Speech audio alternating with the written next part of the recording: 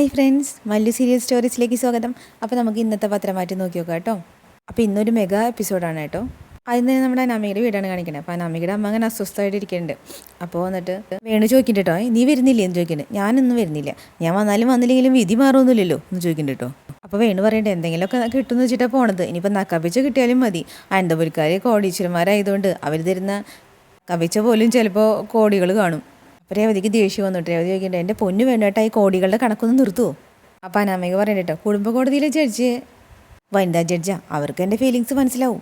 അപ്പോൾ രേവതി പറയണ്ട, നിൻ്റെ സെൻറ്റിമെൻറ്റ്സ് ഒക്കെ മനസ്സിലാവും, അതിനേക്കാളും മനസ്സിലാവും നീ ചെയ്തു കൂട്ടി തെറ്റുകൾ. അനാമിക ദേഷ്യം വന്നിട്ട് അച്ഛനെ നോക്കണ്ട കേട്ടോ. അപ്പോൾ വേണു പറയാനായിട്ട് നല്ലൊരു കാര്യത്തിന് പോകുമ്പോൾ വഴി മുടക്കല്ലേ രേവതി, കുടുംബ കോടതിയിലേക്ക് പോകണം നല്ല കാര്യമാണോ എന്ന് ചോദിക്കേണ്ട കേട്ടോ. അപ്പോൾ അനാമിക പറയണ്ട, അവൻ വിചാരിക്കുന്ന പോലെ പെട്ടെന്ന് ബന്ധം പിരിയാൻ ഞാൻ സമ്മതിക്കത്തില്ല. ഇനിയിപ്പോൾ സമ്മതിക്കുന്നതും സമ്മതിക്കാതിരിക്കുന്നതൊക്കെ കോടതിയല്ലേ മോളെ എന്ന് ചോദിക്കേണ്ടി വേണു. ഇതിന് മുന്നത്തെ കോടതിയിൽ വലുതൊക്കെ നടക്കുന്നു വിചാരിച്ചതാ. മൂർത്തിയുടെ ഒക്കെ കെട്ടിയോളെ കോടതിയിൽ കയറ്റിയപ്പോൾ മൂർത്തിയും കുടുംബവും മൂക്കുകൊണ്ട് ക്ഷ വരയ്ക്കുന്നു വിചാരിച്ചതാ. എന്നിട്ട് കോടതിയിൽ നിന്ന് തലതാത്തി പോകുന്നത് നമ്മളാ.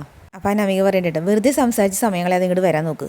അപ്പോൾ വേണു പറയണ്ടേട്ടോ, മോളെ ആ ജഡ്ജിയുടെ മുമ്പിൽ കരഞ്ഞങ്ങ് മെഴുകണേ, സിമ്പതി മാക്സിമം വർക്കൗട്ട് ചെയ്തേക്കണം. അപ്പോൾ അനാമിക പറയണ്ട, ഓ മകളെ കൊണ്ട് അഭിനയിപ്പിച്ച് കാര്യം നേടാൻ നോക്കണം ഒരു അച്ഛനും അമ്മയും എന്ന് പറഞ്ഞിട്ട് ദേഷ്യം വന്നിട്ട് അവൾ മുമ്പ് പോയിട്ടോ. അപ്പോൾ അച്ഛനമ്മയെന്ന് പരസ്പരം നോക്കിയിട്ട് വേണു പിന്നാലെ പോയിട്ടുണ്ട്. അങ്ങനെ കുടുംബ കോടതി എത്തിയിട്ടുണ്ട്. അപ്പോൾ അനാമികയോട് ചോദിക്കുന്നുണ്ട് കേട്ടോ വക്കീല്, അനി ഇവിടെ തന്നിരിക്കുന്ന മൊഴിയിൽ നിങ്ങൾ തമ്മിൽ ഒരു ദിവസം പോലും കുടുംബബന്ധം നയിച്ചിട്ടില്ല എന്നാണ് പറയണത്. അതുപോലെ തന്നെ ദേഷ്യം വന്നു കഴിഞ്ഞാൽ നിങ്ങൾ ഭ്രാന്തമായ രീതിയിലാണ് പെരുമാറുന്നതും. അതുകൂടാതെ അത്തരം സന്ദർഭങ്ങളിൽ ഭർത്താവിനെ തല്ലുമെന്നും പറഞ്ഞു. ഇങ്ങനൊരു സാഹചര്യത്തിൽ ഇനി നിങ്ങൾക്ക് ഒത്തുപോകാൻ പറ്റുമെന്ന് തോന്നുന്നുണ്ടോ? അപ്പോൾ അനാമിക പറയണ കേട്ടോ, എനിക്ക് കുഴപ്പമൊന്നുമില്ല, എൻ്റെ ഭാഗത്തെ തെറ്റുകൾ തിരുത്തി ഞാൻ ഒന്നിച്ചു പോകാൻ തയ്യാറാണ്.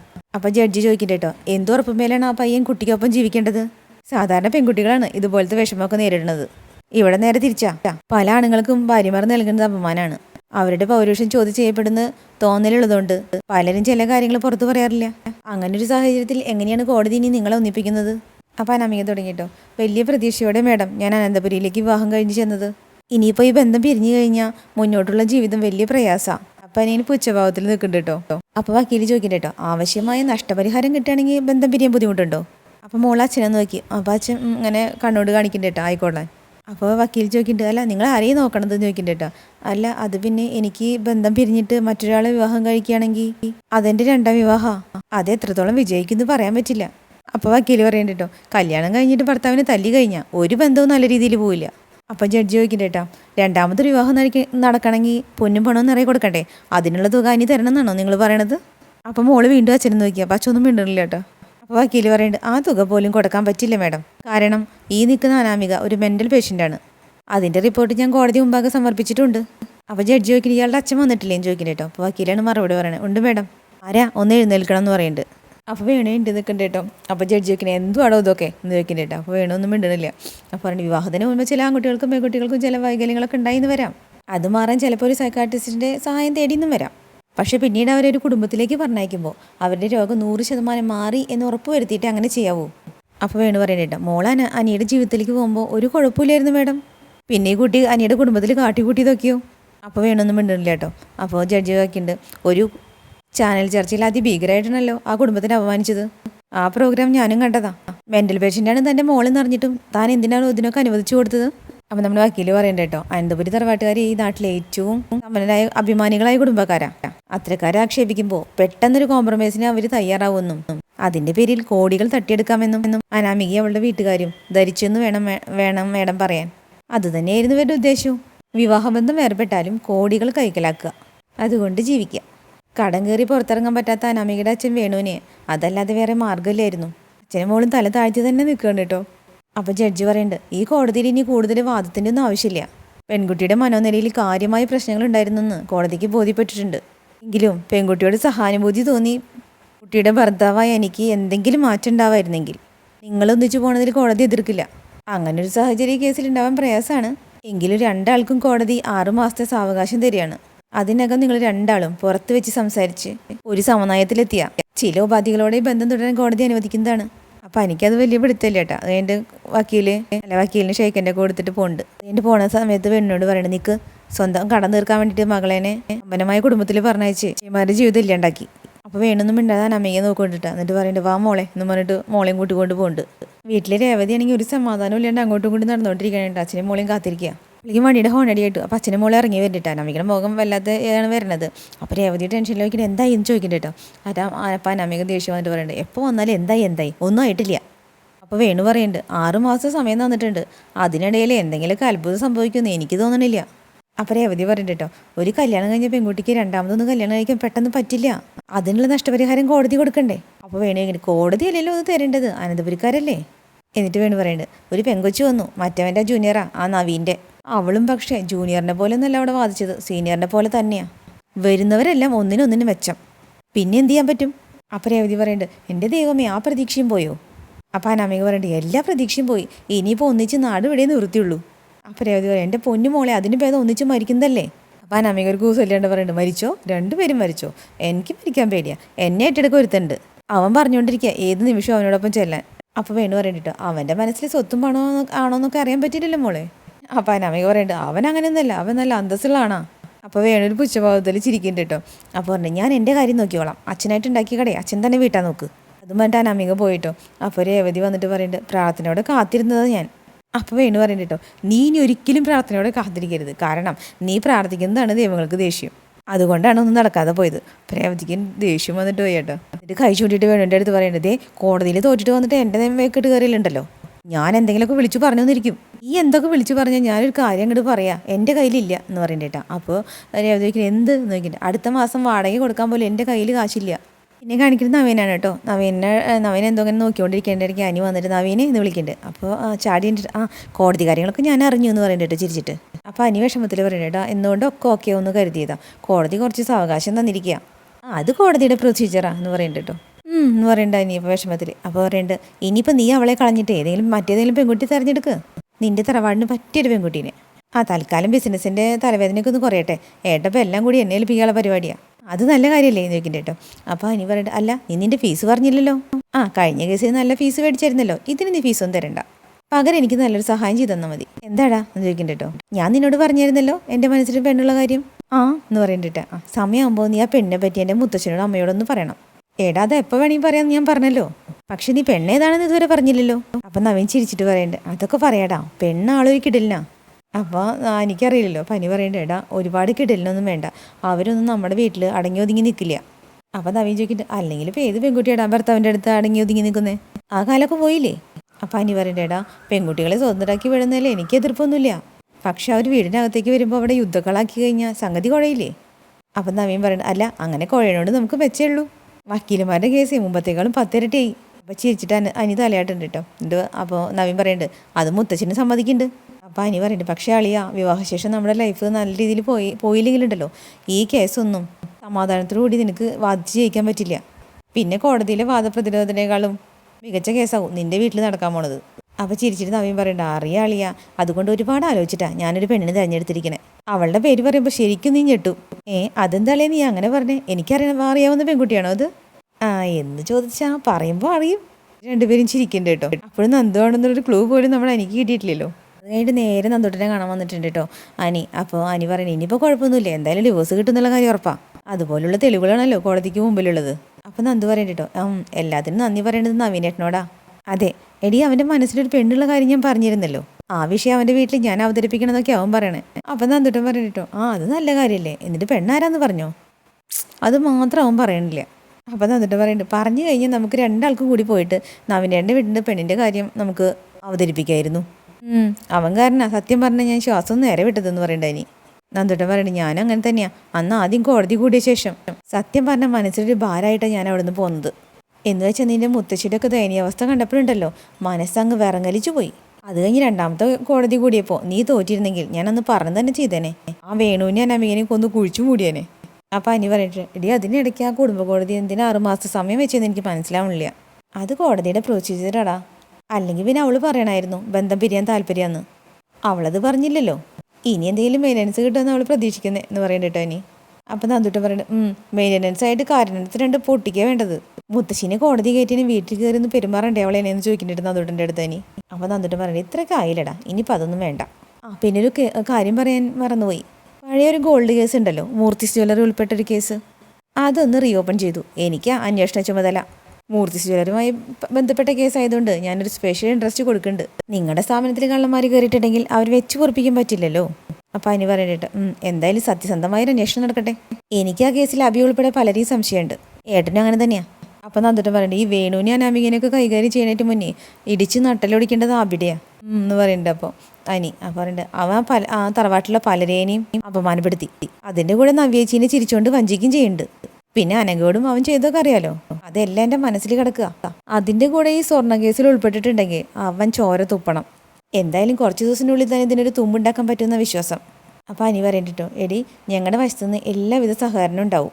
കമ്പനിക്ക് അകത്തുള്ള കള്ളന്മാരെ എത്രയും പെട്ടെന്ന് പൊക്കിയേ പറ്റും. അപ്പോൾ നന്ദോട്ട് എന്തോ അങ്ങനെ ആലോചിച്ച് ഉറപ്പിച്ച പോലെ നിൽക്കുന്നുണ്ട്. പിന്നെ കാണിക്കുന്നത് അന്തപുരിയാണ് കേട്ടോ. അപ്പോൾ ആദർശൻ പോകാൻ റെഡി ആയിക്കൊണ്ടിരിക്കുകയാണ്. അപ്പോൾ നയനെ ചായയും കൊടുത്ത് കൊടുക്കണ്ടേ. അപ്പോൾ പറയുന്നുണ്ട് അതേ കുറച്ച് ദിവസത്തേക്ക് ഇനി നീ ഓഫീസിലൊന്നും വരണ്ട എന്ന് പറയുന്നുണ്ട് കേട്ടോ. അപ്പോൾ നയന ചോദിക്കുന്നുണ്ട് അതെന്താ യാത്രയൊന്നും വേണ്ടെന്നല്ലേ ഡോക്ടർ പറഞ്ഞതെന്ന് ചോദിക്കുന്നുണ്ട് കേട്ടോ. അപ്പം നയന ചോദിക്കുന്നുണ്ട് ഇവിടുന്ന് കമ്പനി വരെയുള്ളത് അത്ര വലിയ യാത്രയാണോ? നയനെ ഞാൻ പറയണത് കേൾക്ക്, അടുത്ത ചെക്കപ്പിന് പോണവരേക്കുണ്ടല്ലോ നീ ഓഫീസിലേക്ക് വരണ്ട. അപ്പോൾ ആദർശേട്ടനെ കാണാതെ ഞാനിവിടെ കഴിച്ചു കൂട്ടണം അല്ലേ? അപ്പോൾ ചിരിച്ചിട്ട് ആദർശ് പറയണ്ടോ നിനക്ക് എപ്പോൾ എന്നെ കാണണം തോന്നിയോ അപ്പോൾ വീഡിയോ കോൾ ചെയ്താൽ മതി. ഇതേ ആദ്യം കുഞ്ഞ്, അത് കഴിഞ്ഞുള്ളൂ ബിസിനസ്. അപ്പോൾ നയനയുടെ മോക്ക് പോയിട്ടോ. അപ്പോൾ ആദർശ് പറയും ഇനി കുഞ്ഞ് ജനിക്കുന്നവരെ അങ്ങനെ ചെയ്താൽ മതി. അപ്പോൾ നയന ചോദിക്കുന്നത് ജനിച്ചു കഴിഞ്ഞാലോ? അപ്പോഴല്ലേ കുഞ്ഞിൻ്റെ കാര്യത്തിൽ കൂടുതൽ ശ്രദ്ധ വേണ്ടത്. പിന്നെ അമ്മയെ എനിക്ക് നിന്ന് തിരിയാൻ പറ്റുമോ? അപ്പോൾ അവിടുന്ന് ആദർശം മെല്ലെ എണിച്ചിട്ട് നയനെ പിടിച്ചിട്ട് പറയണ്ടോ എൻ്റെ മോളെ ഈ സമയത്തേ ഡോക്ടർമാർ പറയണതും മുതിർന്നവർ പറയണതൊക്കെ നമ്മൾ കേൾക്കണം. ഞാനിപ്പോൾ നിന്നെയും കൊണ്ട് ഓഫീസിൽ പോയി കഴിഞ്ഞാൽ പിന്നെ ഏതു നേരം അമ്മയുടെ വിളിയുണ്ടാവും. അമ്മയ്ക്ക് നിന്നെ എപ്പോഴും കാണുമെന്ന് തോന്നും. അപ്പോൾ നയനെ ചോദിക്കട്ടോ അപ്പോൾ ആദർശേട്ടന് അങ്ങനെ ഒരു തോന്നലില്ല അല്ലേ? എടി കുറച്ച് ദിവസത്തേക്ക് നമ്മുടെ കുഞ്ഞിന് വേണ്ടിയിട്ട് ഞാനങ്ങ് നിയന്ത്രിച്ചോളാം. നിനക്ക് ഡിസൈനൊക്കെ വീട്ടിലിരുന്നും വരയ്ക്കാമല്ലോ, നിന്റെ ജോലി അതല്ലേ. ശരി എന്ന് വെച്ചാൽ അധികം ദിവസം എനിക്ക് ഇതിനകത്തിരിക്കാൻ പറ്റില്ല കേട്ടോ. ഇരിക്കണമെന്ന് ഞാൻ പറയണില്ലല്ലോ. നിനക്ക് ഓഫീസിലേക്ക് വരാനും അത്യാവശ്യം ജോലികൾ ചെയ്യാനൊക്കെ ഉള്ള സമയം വരും. അപ്പം ചെയ്താൽ മതി എന്ന് പറഞ്ഞിട്ട് തലകൊലൊക്കെ ഉണ്ട് കേട്ടോ നമ്മുടെ നയന. അപ്പോൾ പറഞ്ഞതേ എല്ലാവരും കൂടി പ്രതീക്ഷയോട് കാത്തിരിക്കണ കുഞ്ഞാ. ആ കുഞ്ഞെ യാതൊരു തടസ്സവും ഇല്ലാണ്ട് ജനിക്കണം. എന്നിട്ട് ചിരിച്ചിട്ട് നെറ്റിയിലൊരു ഉമ്മയൊക്കെ കൊടുക്കുന്നുണ്ട്. അത് കഴിഞ്ഞിട്ട് ഓഫീസിലെത്തിയിട്ട് കേട്ടോ ആദർശ്. അപ്പോൾ മെയ് കമിൻ സർ എന്ന് ചോദിക്കുന്നുണ്ട്. അപ്പോൾ യെസ് എന്ന് പറയുന്നുണ്ട് കേട്ടോ. നോക്കിയിട്ടില്ല. നോക്കിയപ്പോൾ നമ്മുടെ നന്ദുട്ടനാണേ. നന്ദു ആയിരുന്നു ചോദിക്കുന്നുണ്ട്. ഇരിക്കുക എന്ന് പറയുന്നുണ്ട്. അപ്പോൾ നന്ദുട്ടൻ പറഞ്ഞു ഞാൻ ആദർശൻ്റെ ആണ് ഹെഡ് ഓഫീസിൽ പോയിരുന്നു, അവിടുന്ന് പറഞ്ഞത് ഇവിടെയെന്ന്. അപ്പോൾ ആദർശ് ചോദിച്ചിട്ട് ചോദിക്കുന്നുണ്ട് എന്താ ഇങ്ങോട്ടൊക്കെ പോലീസ് വേഷത്തിൽ എന്നെ ചോദ്യം ചെയ്യാൻ വേണ്ടി വന്നാണോ? അതെ എന്ന് പറയണ്ട കേട്ടോ. എന്നിട്ട് പറയണ്ടേ ഇവിടെ കുറച്ച് കള്ളക്കടത്ത് സ്വർണം വന്നെന്നും അത് മൂർത്തി ജ്വല്ലറിയുടെ പേരിൽ വിറ്റഴിച്ചെന്നും ആരോപണമുണ്ട്. അപ്പോൾ ആദർശ് ചോദിക്കുന്നുണ്ട് അതിനെ പറ്റിയുള്ള അന്വേഷണമൊക്കെ നേരത്തെ തുടങ്ങിയതാണല്ലോ, പിന്നെ എന്ത് പറ്റി നേരത്തെ നിർത്തിയത്? അപ്പോൾ നന്ദുട്ടൻ പറയണ്ട അത് ഞാനല്ലല്ലോ, ഇതിനു മുമ്പുള്ള ഓഫീസർമാരല്ലേ നിർത്തി കളഞ്ഞത്. അല്ല എൻ്റെ അടുത്ത് എന്താ നന്ദുവിന് അറിയേണ്ടത്? ആദർശൻ്റെ അടുത്തൊന്നും അറിയാനില്ല, പക്ഷെ ഇവിടുത്തെ ജീവനക്കാരെ ചോദ്യം ചെയ്ത കൊള്ളാമെന്ന് എനിക്കുണ്ട്, പ്രത്യേകിച്ച് ഗോൾഡ് സ്മിത്തിനെ. അപ്പോൾ ആദർശ് പറയണ്ട അയാളൊരു നല്ല മനുഷ്യനാ എന്ന് പറയണ്ട കേട്ടോ. അപ്പോൾ നന്ദുട്ടൻ പറയണ്ടേ എത്ര നല്ലവനും പണം കാണുമ്പോൾ ചിലപ്പോൾ കണ്ണ് മഞ്ഞളിച്ചു എന്ന് വരും. അയാളാണല്ലോ സ്വർണം പണിതിരിക്കുന്നതും ബൾക്കായിട്ട് സ്വർണം വരുമ്പോൾ കൈകാര്യം ചെയ്തിരുന്നതൊക്കെ. അപ്പോൾ ആദർശ് പറയണേ നന്ദുവിന് അന്വേഷണമായിട്ട് ബന്ധപ്പെട്ട് എന്ത് ഹെൽപ്പ് വേണമെങ്കിലും ഞാൻ ചെയ്തുതരാം. അത് വേറൊന്നും കൊണ്ടല്ല, ഈ ജ്വല്ലറിയിൽ കള്ളന്മാർ കടന്നു കൂടിയിട്ടുണ്ടെങ്കിൽ അത് തിരിച്ചറിയണത് ഞങ്ങൾക്ക് ഗുണം ചെയ്യും. ഇത്രയും കാലം ഇവിടെ അങ്ങനെ വളഞ്ഞ വഴിയിലൂടെ പണം ഉണ്ടാക്കിയത് അഭി മാത്രമാണ്. അപ്പം നന്ദുട്ടൻ പറയുന്നുണ്ട് അഭിയും ഈ കേസിലൊരു കണ്ണിയാണോ എന്ന് എനിക്ക് സംശയമുണ്ട്. അങ്ങനെയാണെങ്കിൽ അഭിയുടെ ആവശ്യങ്ങൾ നടപ്പാക്കി കൊടുക്കുന്ന ആരൊക്കെയോ ഉറപ്പായിട്ട് ഇതിനകത്തുണ്ട്. അങ്ങനെ ആരെങ്കിലും ഉണ്ടെങ്കിൽ അവരെ തിരിച്ചറിയുന്നത് ജ്വല്ലറിക്കും ഗുണം ചെയ്യും. പിന്നെ അത്രക്കാരുടെ സേവനം നമുക്ക് ആവശ്യമില്ല. ഏതായാലും ഞാൻ സ്വർണ്ണപ്പണിക്കാരനൊന്ന് കാണട്ടെ എന്ന് പറഞ്ഞിട്ട് നന്ദു. അപ്പോൾ അവർ കണ്ടോ സ്വർണ്ണപ്പണിക്കാരനെ മാത്രമല്ല ആരെ വേണമെങ്കിലും കണ്ടോ. ഇതിപ്പോഴേ നന്ദുവിൻ്റെ ജോലിയുടെ ഭാഗമായിട്ട് എന്നെയോ നയനെയോ ചോദ്യം ചെയ്യാം.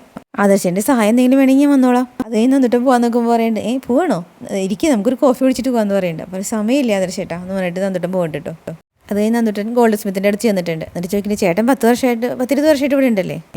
ഉണ്ട് സാറേ എന്ന് പറയുന്നുണ്ട് കേട്ടോ. അപ്പോൾ ഇവിടെ നടക്കണ എല്ലാ ഇടപാടിൻ്റെ A to Z കാര്യങ്ങളും നിങ്ങൾക്ക് അറിയാം.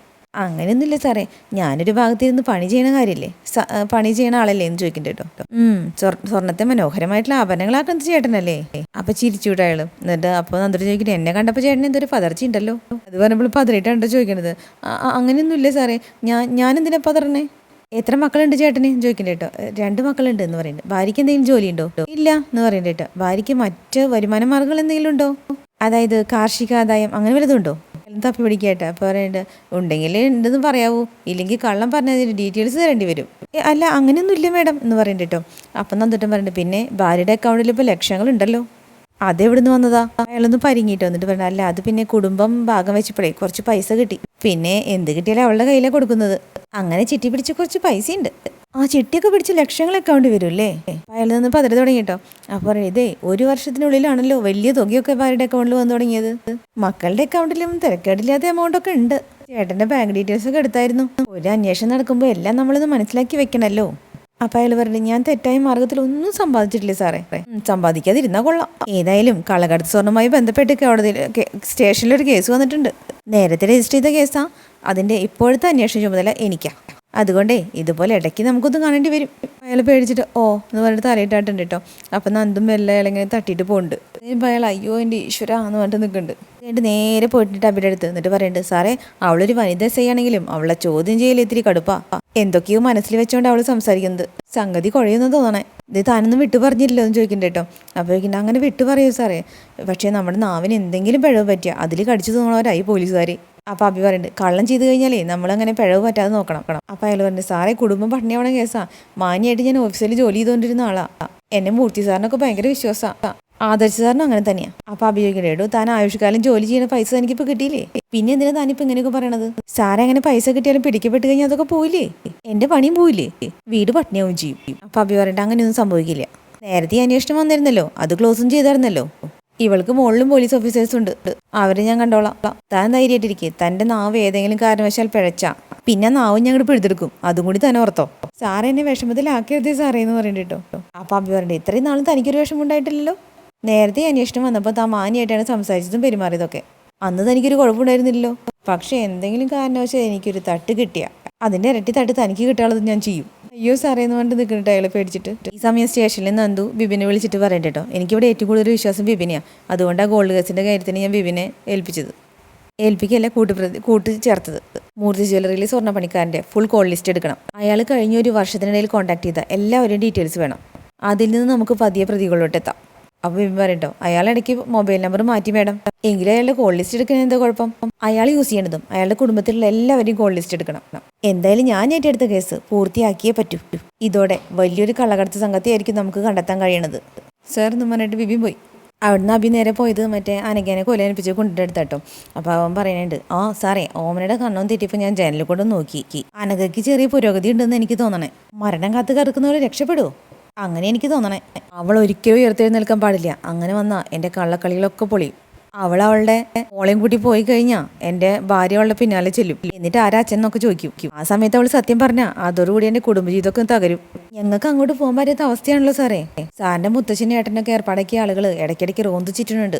അതാ കുഴപ്പം. കാരണം അങ്ങോട്ട് പോകാൻ പറ്റുമല്ലോ എന്ന് ചോദിക്കണ്ട കേട്ടോ. അപ്പോൾ അബി പറയുന്നുണ്ട്, ഞാൻ അങ്ങോട്ട് പോകരുതെന്ന് വിലക്കിയിട്ടുണ്ട്. എങ്കിലും ഇങ്ങനെ ഒരു സാഹചര്യത്തിൽ അത് ലംഘിച്ച് പോകാതിരിക്കാൻ പറ്റില്ലല്ലോ സാറേ. ഇടയ്ക്ക് ഓമനെ തുണി നനച്ചിടാൻ പോകുന്നുണ്ട്. അടുക്കളയിലെ ജോലിയൊക്കെ കഴിഞ്ഞാൽ തുണി നനയ്ക്കാൻ പോകും. ഒരു 10-11 മണിക്ക് ശേഷം അവർ കുറേ സമയത്തേക്ക് ടെറസിലായിരിക്കും. അവൾ എഴുന്നേറ്റിട്ടൊന്നുമില്ലല്ലോ എന്ന് ചോദിക്കട്ടെ കേട്ടോ. ഏയ് അത്രയ്ക്കൊന്നും ആയിട്ടില്ല എന്ന് പറയുന്നുണ്ട്. ഒന്ന് സൗകര്യത്തിന് കിട്ടിക്കഴിഞ്ഞാൽ പണി പറ്റിക്കാം. ശരിയടാ, ഇനി ബാക്കിയൊക്കെ ഞാൻ നോക്കിക്കോളാം എന്ന് പറയുന്നുണ്ട് അബി. പിന്നെ കാണിക്കുന്നത് അബി അനയുടെ അടുത്ത് ചെന്ന് നിൽക്കണതാണ് കേട്ടോ. ചേച്ചി മുകളിൽ തുണി വിരിച്ചിടാൻ പോയിരിക്കുകയാണ്. അബിനെ കണ്ടപ്പോൾ മുഖത്തൊരു പരിഭ്രമം ഉണ്ട് കേട്ടോ അനഘയ്ക്ക്. അപ്പോൾ അബി ചോദിക്കുന്നത്, നിന്നെ കണ്ടിട്ട് കുറേ നാളായാലോടി, നീ പഴയകാലം മെച്ചപ്പെട്ടിട്ടുണ്ടല്ലോ. അപ്പോൾ കണ്ണിന്ന് ഇങ്ങനെ നിറച്ച് വെള്ളം വീഴുന്നുണ്ട് കേട്ടോ. കൈയും കാലൊക്കെ അനങ്ങാൻ തുടങ്ങിയോ? കോമ സ്റ്റേജൊക്കെ മാറിയോ? എന്നിട്ട് അടുത്ത് വന്നിട്ട് കൈ ഇങ്ങനെ പൊക്കിയിട്ട് ഇങ്ങനെ താഴത്തേക്ക് ഇടുന്നുണ്ട് കേട്ടോ. അപ്പോൾ അതേപോലെ തന്നെ ഇങ്ങനെ താഴത്തേക്ക് വീണു. ചലനശേഷിയൊന്നും കിട്ടിയിട്ടില്ല. എന്നാലും മുഖത്തൊരു പ്രസരിപ്പ് വന്നിട്ടുണ്ട്. രക്തോട്ടൊക്കെ കൂടിയിട്ടുണ്ട്. അതൊക്കെ നിലയ്ക്കണ്ടേ ഇനി? അനഘയുടെ മുഖത്ത് ഒന്നുകൂടി പേടി കാണാം കേട്ടോ. അപ്പോൾ ചോദിക്കുന്നുണ്ട്, ഒരുത്തി ഉണ്ടല്ലോ ഇവിടെ കൂട്ടിന്, അവളെവിടെ? അബി ചുറ്റും നോക്കുന്നുണ്ട്. എന്നിട്ട് പറയണത്, നീ ജീവിച്ചിരിക്കുന്നത് എനിക്ക് അപകടമാടി. മരിച്ചു എന്ന് കരുതിയവളാ അന്ന് ജീവിച്ചു വന്നത്. ഇനി അത് പാടില്ല എന്ന് പറഞ്ഞിട്ട് അനഘയുടെ കഴുത്ത് മുറുക്കെ പിടിച്ചു. അതിനെ എതിർക്കാനും പറ്റില്ലല്ലോ. അപ്പോൾ അനഘ ചുമയ്ക്കാൻ തുടങ്ങി. അപ്പോഴേക്കും ഓമന ഓടി വന്നിട്ട് ആരാതെന്ന് ചോദിച്ചിട്ട് എന്നിട്ട് ചുമയ്ക്കുന്നുണ്ട്. അപ്പോൾ അനഘയുടെ തല പിടിച്ചതിന് ഒഴിഞ്ഞു കൊടുക്കുന്നുണ്ട്. അയ്യോ എന്ത് പറ്റി മോളെ എന്ന് ചോദിക്കണ്ടേട്ടോ. അപ്പോൾ അബി പറയണ്ടേ, ഒന്നുമില്ല, ഞാൻ വെറുതെ ഒന്ന് കാണാനായിട്ട് വന്നതാന്ന് പറയുന്നുണ്ട്. അപ്പോൾ ഓമന അബിനെ നോക്കുന്നുണ്ട് കേട്ടോ. അപ്പോൾ അനഘനെ ചുമച്ചുകൊണ്ടിരിക്കുന്നതാണ്. അപ്പോൾ നിങ്ങൾ മോളേനെ വല്ലതും ചെയ്തോ ചോദിക്കണ്ടേട്ടോ. ഞാനെന്ത് ചെയ്യാനാ? ഞാനിങ്ങോട്ട് വന്നേ ഉള്ളൂ. അപ്പോൾ മുതൽ അവൾ ചുമച്ചുകൊണ്ടിരിക്കുകയായിരുന്നു. മോൾക്കൊരു കുഴപ്പമുണ്ടായിരുന്നില്ലോ. മോൾ മെച്ചപ്പെട്ട് വരായിരുന്നു. നിങ്ങളോട് ഇങ്ങോട്ട് വരരുതെന്ന് നിങ്ങളുടെ ഏട്ടൻ്റെ അടുത്തേക്ക് പറഞ്ഞതല്ലേ.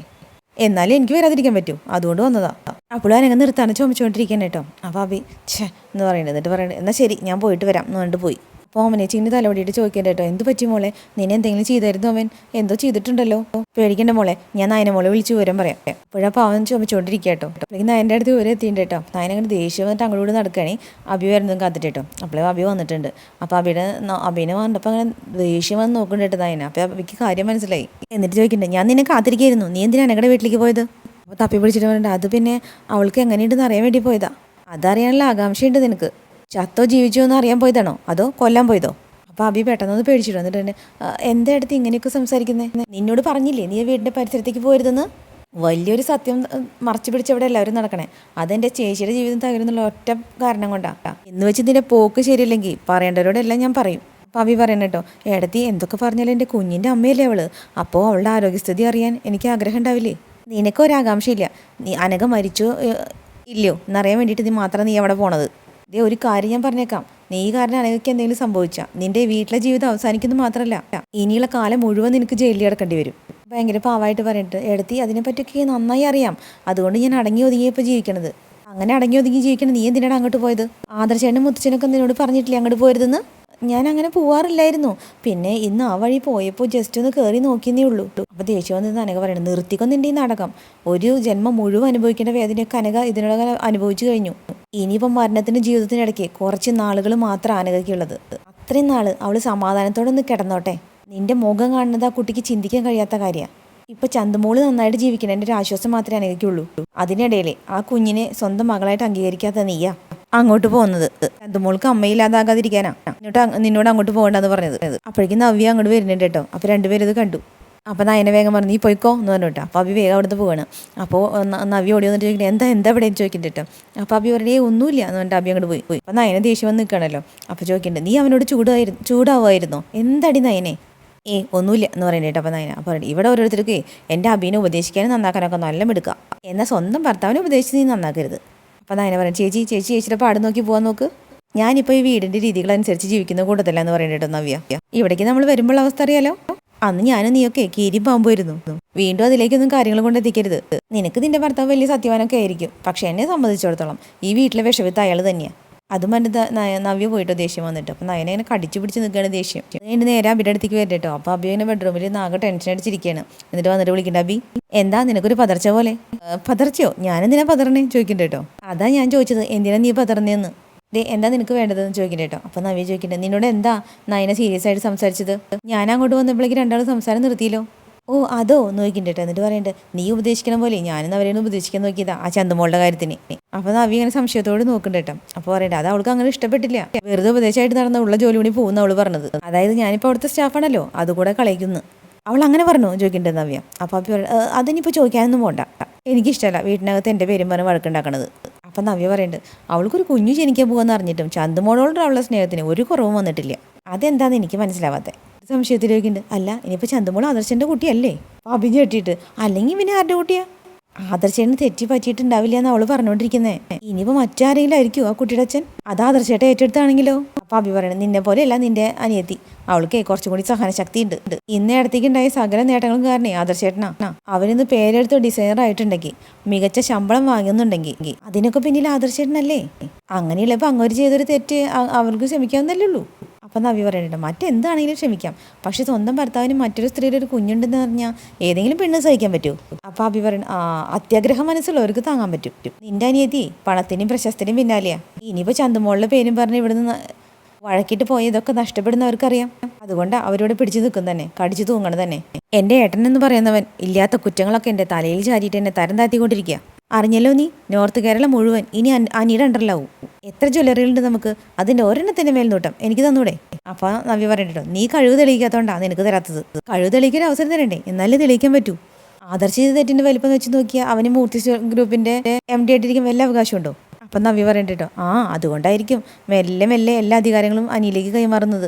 അതിൻ്റെ ഏട്ടന് തീരുമാനമൊന്നായിരിക്കില്ല, മുത്തച്ഛനായിരിക്കും അങ്ങനെ പറഞ്ഞിട്ടുണ്ടാവുക. പിന്നെ ആദർശമായിട്ട് നടപ്പിലാക്കിയല്ലേ പറ്റൂ. അപ്പം അഭിയോഗിക്കണ്ട അപ്പോഴും എന്നോട് എന്താ മുത്തച്ഛന് കനിവുണ്ടാവാത്തത്? അത് മുത്തച്ഛനോട് തന്നെ ചോദിക്കണം. നിനക്ക് സ്ഥാനമാനങ്ങളൊക്കെ തന്നപ്പോൾ നീ കമ്പനിയുടെ പേര് ചീത്തയാക്കിയതാ. ഇതിനൊക്കെ ഞാൻ മുത്തശ്ശിയോട് സംസാരിച്ചപ്പോൾ എനിക്ക് കിട്ടിയ മറുപടി ആദർശേട്ടനെ വലിയൊരു തെറ്റിയതുകൊണ്ട് മാത്രമാണ് ഇപ്പം ഞാൻ നിന്റെ കൂടെ നിൽക്കണത്. അല്ലെങ്കിൽ നീ അത്ര വലിയ പുണ്യാളൊന്നും അല്ലെന്ന് എനിക്കറിയാം. അപ്പോൾ പിന്നെ നയന ചന്തുമ്പോളുടെ വിഷയം സംസാരിക്കുമ്പോൾ നീ അവളുടെ മുന്നിൽ അധികം അങ്ങനെ ചൂളുണ്ട. അവിടെ നമ്മുടെ ഭാഗത്താ ശരി. അതുകൊണ്ട് ഉള്ള ജോലി പോകുന്നു കരുതിയിട്ട് ശരിയെന്ന് തോന്നുന്ന കാര്യങ്ങളൊന്നും പറയാതിരിക്കണ്ട. അതും പറഞ്ഞിട്ട് നവ്യ റൂമിൽ പോയി. ഇപ്പം എന്ത് ചെയ്യണമെന്ന് ആലോചിക്കണം കേട്ടോ അബി. പിന്നെ കാണിക്കുന്നത് പോലീസ് സ്റ്റേഷനാണ് കേട്ടോ. അപ്പോൾ ബിബിയും വന്നിട്ടുണ്ട്. അപ്പോൾ നന്ദോട്ടൻ ചോദിക്കുന്നുണ്ട് കോൾ ലിസ്റ്റ് എടുത്തായിരുന്നു ചോദിക്കുന്നുണ്ട്. അപ്പോൾ എടുത്തു എന്ന് പറഞ്ഞിട്ട് ലിസ്റ്റ് കൊടുക്കുന്നുണ്ട്. അപ്പോൾ നന്ദോട്ടൻ അതിങ്ങനെ നോക്കണ്ട കേട്ടോ. അപ്പോൾ ബിബിയും പറയുന്നുണ്ട് ഇതിനകത്തുനിന്ന് ഒരുപാട് കോളുകൾ അബിക്ക് പോയിട്ടുണ്ട് മാഡം. അതാണ് ഞാൻ നോക്കണത്. അവിടെ ജ്വല്ലറിയായിട്ട് ബന്ധമുള്ളതുകൊണ്ട് അങ്ങനെ വിളിച്ചതാണെന്നും പറയാൻ പറ്റും. അതിലുവരെ മറ്റൊരു നമ്പറിലേക്ക് ഒരുപാട് വിളിച്ചിട്ടുണ്ടല്ലോ. അതാരെയെന്ന് ചെക്ക് ചെയ്തോ? യെസ് മാഡം, അത് സ്വർണ്ണ ബിസ്ക്കറ്റുമായി ബന്ധപ്പെട്ട ഒരാളിൻ്റെയാ. അയാൾ നേരത്തെ പല കേസിലകത്തായിട്ടുണ്ട്. ഗൾഫിൽ നിന്ന് സ്വർണം കൊണ്ടുവന്ന കേസുകളാണ് കൂടുതലും. ഈ സ്വർണ്ണ പണിക്കാരൻ കൂടുതൽ വിളിച്ചേക്കുന്നത് അബിയെയും അയാളെയോ. പിന്നെ ആദർശേനെ കുറച്ച് വിളിച്ചിട്ടുണ്ട്. അത് മൂർത്തി ജ്വല്ലറിയുടെ MD ആയതുകൊണ്ട് വിളിച്ചതാ. അതുപോലെ അനന്തപുരിയിലുള്ള മറ്റാണുങ്ങളെയും വിളിച്ചിട്ടുണ്ട്. ഏതായാലും ഈ സ്വർണ്ണ ഇടപാടുകാരനെ കസ്റ്റഡി എടുത്തു കഴിഞ്ഞാൽ എന്തായാലും കുറച്ച് വിവരങ്ങൾ കിട്ടും. പിന്നെ കാണിക്കേണ്ട അയാളുടെ ഓഫീസിലേക്ക് പോയിട്ടുണ്ട് കേട്ടോ. ഓഫീസല്ല, ഒരു വണ്ടിയുടെ ഷോറൂമാണ്. എന്നിട്ട് തന്നിട്ടും പറയേണ്ട അയാളുടെ അടുത്ത് താനൊന്ന് സ്റ്റേഷൻ വരെ വരണം. എന്താ കാര്യം ചോദിക്കണ്ട കേട്ടോ. അതൊക്കെ സ്റ്റേഷനിൽ നിന്നിട്ട് പറയാം, ഇങ്ങോട്ട് പാടൂ. സ്വർണ്ണക്കടത്തുമായി ബന്ധപ്പെട്ട് ചില കാര്യങ്ങൾ നിങ്ങളിന്ന് അറിയുന്നുണ്ട്. അയാൾ ചോദിക്കുന്നത് സ്വർണ്ണക്കടത്തോ? മാഡം, ഞാൻ ജ്വല്ലറികളിൽ സ്വർണ്ണം സപ്ലൈ ചെയ്യുന്നുണ്ട്, പക്ഷേ ഇതുവരെ കള്ളക്കടത്ത് നടത്തിയിട്ടില്ല. അപ്പം തന്നിട്ട് പറയണം, അതിൻ്റെ വിശദാംശങ്ങളൊക്കെ നമുക്ക് സംസാരിക്കാം. ഇപ്പം താമൊന്ന് വണ്ടിയിൽ കയറ്. ഞാൻ എൻ്റെ വണ്ടിയിൽ സ്റ്റേഷനിൽ വന്നാൽ പോരെ മാഡം ചോദിക്കണ്ട കേട്ടോ. പോരാ, ഇതൊരു വലിയ മാഫിയ. ഇതിനിടയിൽ അവരിനൊക്കെ വിവരം അറിയിച്ചിട്ട് തലപ്പത്തേക്ക് നീയൊക്കെ വിളിക്കും. പിന്നെ ഇതുപോലെ കൊണ്ടുപോയി നിന്നെയൊന്നും ചോദ്യം ചെയ്യാൻ പറ്റില്ല.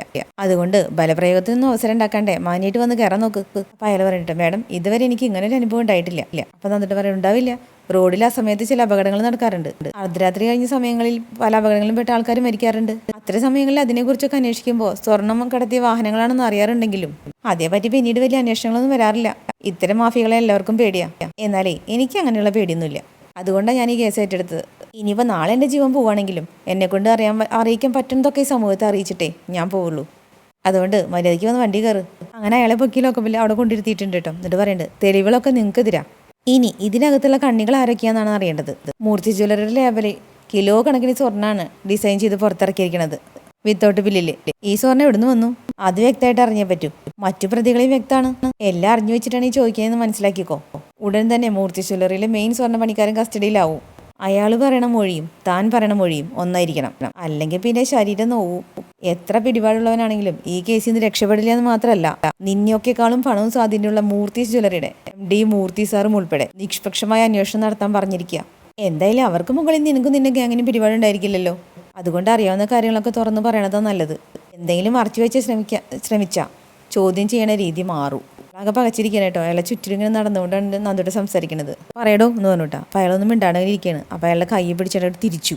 എന്നിട്ട് ഇങ്ങനെ ഷോൾഡറിൽ അമർത്തി കൈ തിരിച്ചിട്ട് ചോദിക്കുന്നുണ്ട്, പറയടോ മര്യാദയ്ക്ക്. എന്നിട്ട് സ്വഭാവം മാറി തുടങ്ങി. അയാളെന്നെ ഓളിയിട്ടു കേട്ടോ. അപ്പോൾ പറയണ്ടേ, ഇത് ചെറിയൊരു ഡോസാ, ചേട്ടനൊന്നും വലിയ പരിചയമില്ലെന്ന് തോന്നുന്നു, അതുകൊണ്ട് എത്രയും നിലവിളിച്ചത്. എന്നിട്ട് കയ്യേനെ മേശപ്പുറത്ത് അടിച്ചിട്ട് പറയുന്നുണ്ട്, ഇനി ഡോസ് കൂട്ടിനേക്കാൻ മുന്നേ മര്യാദയ്ക്ക് എല്ലാം തുറന്നു പറഞ്ഞോ, വള്ളി പുള്ളി തെറ്റാതെ. തുടങ്ങിക്കോ മേഡം, ഞാൻ പറയാം എന്ന് പറഞ്ഞിട്ട് എല്ലാ അയാൾ പറഞ്ഞു തുടങ്ങിയിട്ടുണ്ട്. അയാളെല്ലാം വിശദമായിട്ട് നന്ദുട്ടിനോട് പറഞ്ഞു കൊടുത്തിട്ടുണ്ട് കേട്ടോ. അതും കേട്ട് നന്ദുട്ടൻ അങ്ങോട്ട് കൊണ്ട് നടക്കുന്നുണ്ട്. അപ്പം അങ്ങനെയാണ് കേട്ടോ ഇന്നത്തെ പത്രമാറ്റിൻ്റെ മെഗാ എപ്പിസോഡ് അവസാനിപ്പിച്ചിട്ടുള്ളത്. അപ്പോൾ നാളത്തെ എപ്പിസോഡായിട്ട് നാളെ വീണ്ടും വരാം കേട്ടോ. അപ്പോൾ ഓക്കെ, ബൈ. നമ്മുടെ ചാനൽ ഇഷ്ടപ്പെടുകയാണെങ്കിൽ ലൈക്ക് ചെയ്യാനും സബ് ചെയ്യാനും മറക്കല്ലേ.